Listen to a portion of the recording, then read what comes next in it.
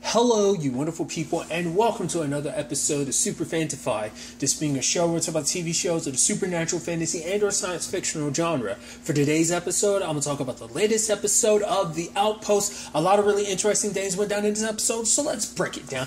Obviously, literally picking up where last week's episodes left off with, Garrett killing that dude right as the Queen and Yavala are making the deal, no more killing, and it's like, other people are there. I was wondering if he's just going to get away from it. It's like, nope. Turns into a whole him escaping and, fighting people. I love that he's literally beating some dudes up with a bucket. And it's like, looks like he got away from it. It's like, he did it. And lo and behold, he gets caught by a Lukiri. And obviously now he's being judged. Because initially they were going to straight up kill him. But Zed saved him at the last second, being like, he needs to be brought before a jury. So now, it's a thing of like, okay, he's guilty of doing this, which even he admits, yeah, he did it, because it's the whole thing of like, well, that dude tried to kill Gwen, because Talon's like, it's his duty to protect the Queen. That dude tried to kill the Queen, and it's like, and Home Dude, it's kind of like, hypothetically, if they did it, but Zed's like, the fact of the matter is, you should have done more. He was like, he was demoted. It's like, no, what he did, death was the only punishment.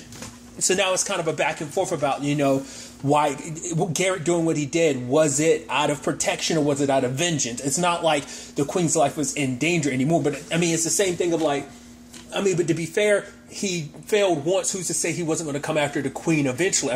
Truth be told is, who's to say no one else is going to... to be fair, Yavala kind of made it clear, so I'm sure no one's going to go against her, because her word is law, essentially. She's the last of her people. She's the last of, the priest, the high priestess, Black Bloods. So, no one's going to go against her word. But I thought Garrett being so snarky, even under these circumstances, it's like, he's like, it was a fair fight. It's like, was it really a fair fight? From what we saw, you just snuck up behind him and stabbed him in the back, if I remember correctly. But hey, maybe I'm remembering it wrong. It has been a week, so my memory's not that good. But it didn't seem like that much of a fair fight. He was like, he was mediocre at... It's like, no, my fighter was great. It's like, no, he was mediocre at best. He was getting high on Calypso, which I'm wondering, is that going to circle back around and being... which is all... obviously that being a plot point that grew more and more as the show is going on, but I'm like, is that going to be the pivotal, is that going to play a big role? Do they not know the whole Calypso situation? They were on the other side, so they were probably ignorant to but maybe its circumstances are a little different considering they're Black Bloods. Maybe their constitution's a little different, but it's like, I think the end result's still going to be the same. But regardless, it's like, I'm curious, is that going to turn into something? But maybe not. Maybe it's just kind of supposed to be like let's not forget Calypso is still just kind of a thing in this universe, whether it becomes what it was before. The only reason why it was kind of as popular, at least, obviously Eleanor kind of pushed the distribution of it, and obviously that all kind of got raised to the ground last season. Regardless, so the fact of the matter is, to maintain this peace, they have to kill Garrett, and obviously no one's happy about it, but it's like, it has to be done. So they're going to drown him, which apparently, because even Johnson's like, why would they drown him? It's like, because that's Black Bloods have fear of that. And I'm like, they do? Once again, I've not circled back to rewatch season 2, but I don't remember that coming up. I don't even remember that from season 1. Someone probably can correct me on that, and I'm fine with that. I just legitimately don't remember that ever coming up. This feels like that's the first instance I ever heard that coming. Maybe something with Reb, or maybe something with Zed last season kind of made it clear about... Regardless. But he's about to be drowned, and obviously Talon went to Janzo about finding a way to save him, which is so interesting considering, but I think Janzo's over his love for Talon. Obviously she's very important to him, but obviously it's like, he's kind of accepted, there's never going to be anything between us. She never will look at me that way, But ends up kissing Garrett and ends up giving him something, and he quote-unquote drowns. And I love Janzo putting on a performance. It's like, you should all be ashamed of yourself. Zed, I thought you were better, but you did. It's like, he's not dead, and and it's sad because you can tell Zed does feel bad. He didn't want things to come down like this, but it's like, even he's kind of torn because these are his people and everything, but even he's like, because even he told his cousin, we might both be Black Bloods, but we're not the same. We're not the same kind, So it's like how they operate and stuff. Because a lot of the Black Fists are a lot more bloodthirsty, it seems. At least when it comes to his cousin, at the very least. But luckily, they were able to save Garrett, but obviously Talon was pissed at him, and I love him constantly hitting her, and it's just kind of like, oh, you know, if you're going to kiss me, then it's all going to be... I love that, like, she kisses Janzo for doing all this, and then, like, Munt's like, oh, you know, what about me? And she kisses Munt, and Munt's kind of super happy about it, and I love that, like, her and, you know, Garrett kind of make up, and they're, like, making out as they're making up, and it's like, you know, Munt's asking questions, like, oh, but what about... And, you know, Janzo's like, she doesn't love you, you idiot, come on, let's leave them alone. But it is a thing, and even Janzo kind of throwing it out there that maybe, you know, Garrett's kind of on a suicide mission because of everything last season, being controlled by the Three and everything. I mean, it makes sense. He did a lot of stuff while he was controlled by the Three. Let's not forget one of those said things is killing his dad, the only family he had left in his world. Yeah, they had their contentious, like, relationship, but that was still his dad. I mean, obviously that relationship got better over the course of season 1 to a certain extent, you know, but... I'm sure that's still never 100% sat right. I'm sure that's there. And even him, like, you know, because obviously Talon's like, you knew ahead of time, like, what you were doing was wrong, that it was going to get you killed. For him, he wasn't really thinking. He was just so angry. And for him, you know, she says, like, you know, more violence isn't going to do anything. Death is just going to beget more death. You know, it's like, you know, because obviously it's like you were being reckless. And obviously, you know, he talks about the fact that one point in time, Talon wanted him to be a little more reckless because he was so duty-bound and so prim and proper. But it's like, now...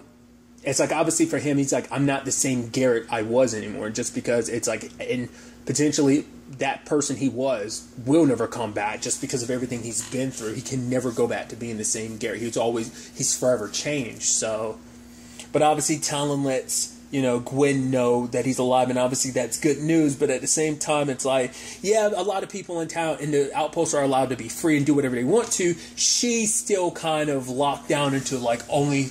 She has a limited amount of freedom, so, you know, now Talon's trying to figure out what Yuvala's up to, you know, because, like, it's like, yeah, you told me some things, but I get the feeling you're not telling me everything, which seems pretty clear, like... Well, because she ends up bringing up the fact is, it's like, oh, I know your dad, and it's like, your dad was in the plane of ashes with us. How, because apparently your mom threw him in there, which is like, if your mom did that, that must have mean she had reason to.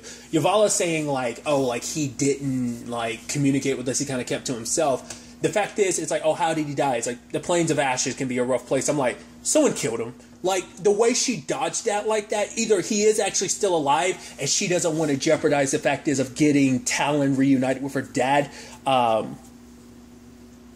Because even Garrett later on thought was like, oh, maybe she just wants you to go in there and open a portal to him. But it's like, if that were the case, she would have said that he was still alive and not dead. But it's like, either he is alive or someone from their group ended up killing him. And it's like, you don't want to say that because then she might be hell-bent on revenge for a dad she doesn't really know because her mom never really talked too much about it. I mean, if her dad's still alive, that's at least one tie to her family because she doesn't have any, like, obviously connection. Yeah, they might be black bloods, but she has no real connection to, like, you know, Yuvala or any of Zed or any of them. You know, there's no deep connection like it was with her family in her village. So, begs the question, since they threw that in there, it's something I'd never really thought too much about. I guess, you know, I guess I just assumed, like, her dad died, you know, some time ago. Her mom said that he died, you know, so it's like... It could be a thing that she did put him in there because it was something trying to be heroic. It was like a self-sacrifice type of thing. The reason why he was in the Plains of Ashes. Because, like I said, Yuvala said he never talked about what his reasonings for being there, why she threw him in there. But I get the feeling like there's going to be more to that. That's a plot point that they're slowly probably going to build up. Like, them throwing it out there makes it, especially because it's kind of shaking Talon a little bit too. Because Garrett's like, oh, maybe she's just telling you that, lower your guard. She's like, yeah, maybe. And it's just like, what that plot point's going to end up being is going to be interesting to see ultimately what they do with it. At the same time, you have the whole situation with Ren trying to figure out the box. And obviously you have Janzo being like, maybe opening this box isn't the best thing. My immediate thought was, I didn't think about it the last time until I was looking at it. This time I was like, oh, because there's a show up here called on the CW called Pandora. It just immediately made my brain go, oh, could it be kind of similar to Pandora's box? Because he's like, oh, look at all these skulls. This is probably bad. She's like, no, that's your cultural bias. You literally call our Lakiri demons like they're monsters from your fairy tales or something like that. But, you know, Genzo's like, yes, but literally everything using, like, you know, a symbol for warnings and just danger and stuff like that is skulls. And she's like, all right, fair.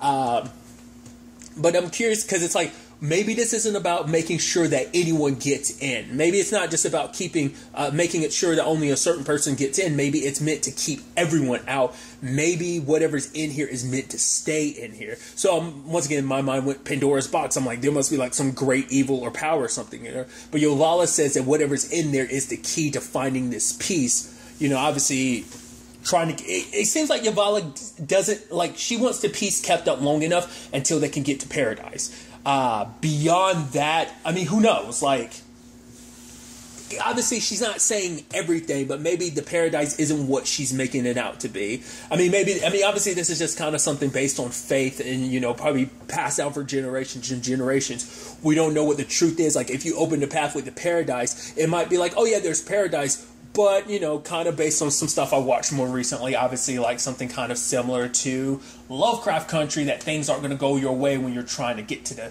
garden. You know, similar thing to Winona Earp.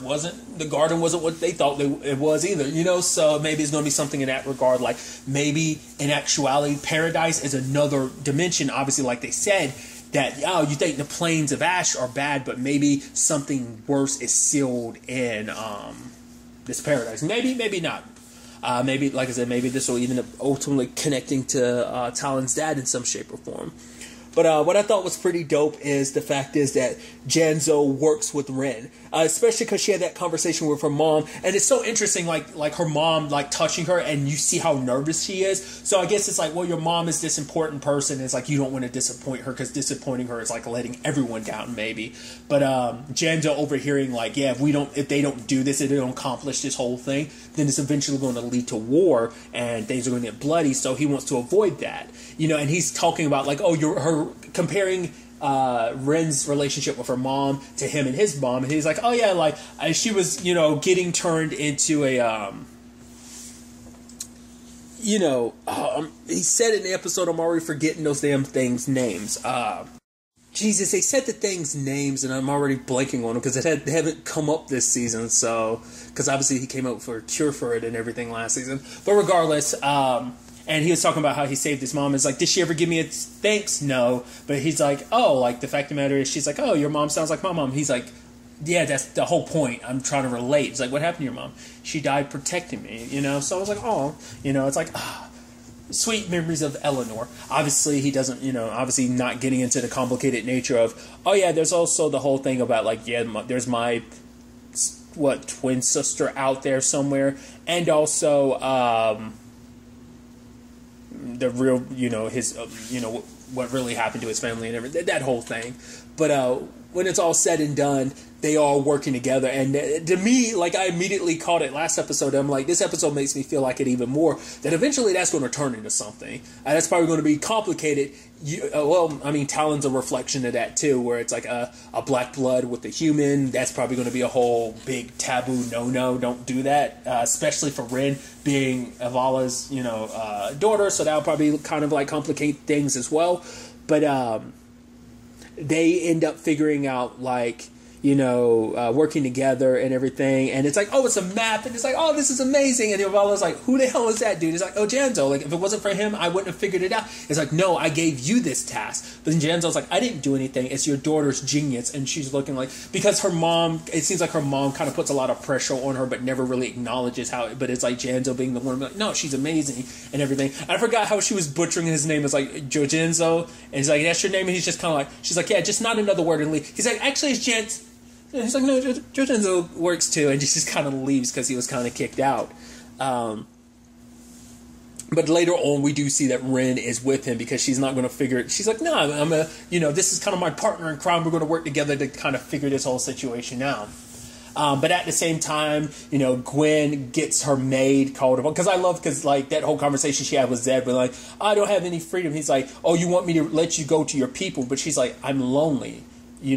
hopefully maybe you can understand. He's like, yeah, maybe me out of anyone could understand that more so than anything. But it's like, if our roles were reversed, would you let me go to my soldier? And she's like, no, like it wouldn't even be a situation because I'd already have your head. And he's like, yeah, you probably would. He's like, fine, you can have your maid, blah, blah, blah, blah. But they switch places. She gets reunited with Tobin. And it's like, sweet, sweet love making. And it's, sending him away to build up an army because she doesn't trust Yavala nor Zed to keep their word to, let them all go when this is all said and done. So he's supposed to sneak out, and it's like, okay, who's going to help me sneak out? Munt. And Tobin's like, Munt? It's like, oh, poor Munt. He's the punchline, dude. He's always been the punchline, but it's like, Tobin like, really? Fine. Which I love that whole situation where it's like Mutt, leading him, and it's that passageway which we've seen people use time and time again through the minds of how to get out. Like, obviously, Winters and Eleanor used it with her smugglers. And he's like, don't worry, you just grab one, and it broke off a little bit. And it's like, nah, don't worry. And, Tobin's like, I need you. He's like, no, you don't need. He's like, no, I need you. You could be the hero and everything. He's like, Mutt the Magnificent or whatever. And so he's, it's like, oh, yeah, go ahead. And it's like, Mutt has to lead the way and everything. So I just thought that was pretty dope. At the same time, Gwen's trying to get back, but Home Dude's causing shit. And then it's revealed to be Gwen. He's making a whole point of like, oh, you shouldn't be here. He's grabbing on her.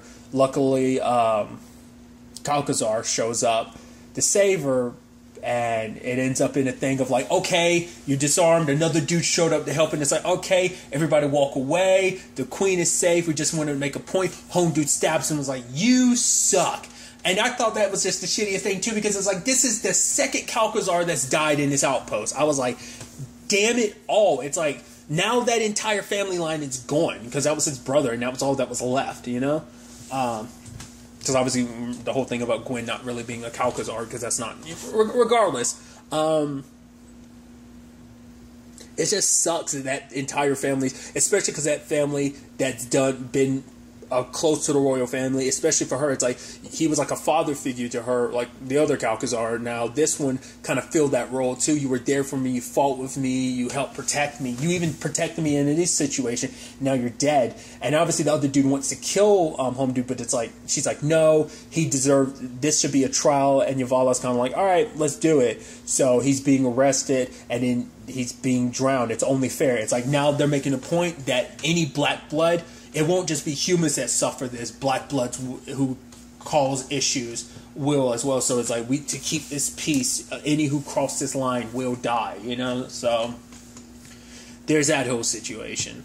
I love that Tobin and Mutt are lost. It's like, you know where you're going, right? He's like, oh yeah, I've been there before. I've just never been there from this direction. So, but obviously he talks about it, but you get Mutt kind of talking on a very serious matter of like, he doesn't want Tobin to get an army because it's going to lead to bloodshed. He saw time and time again over the course of the show, he's seen what a war's done, the casualties of it. He lost his mom, last season, so even more so. But for him, it's like, the bodies, he's like, that was me. I'm the one that had to dispose of the bodies. And it's like, that's too much for, even one lifetime to like be doing that, But Tobin's kind of like, Gwen is smart. She'll at least get the army and scare the Black Bloods. Because obviously he's trying to, find a different way to kind of at least get Munt on board. Munt is like, yeah, Gwen is smart. He's like, yeah, Gwen, Tobin's, he's got to rep his girl being like, hell yeah, like she's amazing. She's fantastic, But it's like, she'll find a way, and it's like, I'm curious to see how this goes, because it's such a tug of war, because you're like, just kind of go along with it, but at the same time, it's like with everything, it's just always push and shove, because like, there's no like easy fix to this situation, because it's, from the beginning, this has always been a powder keg. Because of the circumstances of Season 2's finale, you turned it into a powder keg. It didn't have to be a powder keg. It could have been a little more easygoing, but it's like, you turned it into a powder keg the moment all the Black Fist came through and start imprisoning people from the Outpost. So it's like, it started off on the wrong foot, so you want it to kind of be a little more even now, which is so interesting, because Home Dude's dead. He got drowned, but it's funny, because Garrett's not actually dead. He's alive, and obviously they keep in that hush-hush. I think she was told not to tell anyone, because not to let it slip to anyone else. So I don't even think she told Tobin. Now I kind of expected that it'd be news she told everyone to kind of rally the troops and stuff like that, but maybe not. Maybe because she probably doesn't want to take the chance that someone else might find out. But when it's all said and done, though, we have Ren and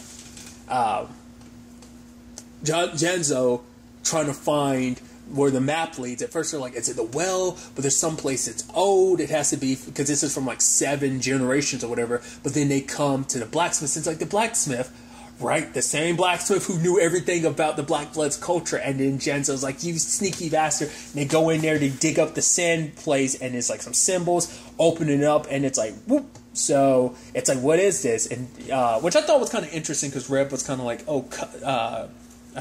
Ren said, cousin, that this is our way towards peace or paradise, because obviously this is the place where the last Kinch is. So it's like, is that going to be what Yuvala says it is, or maybe it's just what she believes it to be, what the records say it is? But obviously maybe those have gotten skewed over the years, or maybe she's lying to everyone about it. Who knows?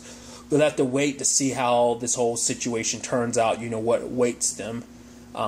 Is it paradise? Is it something monstrous? Is it destruction? Like I said, we'll have to wait and see.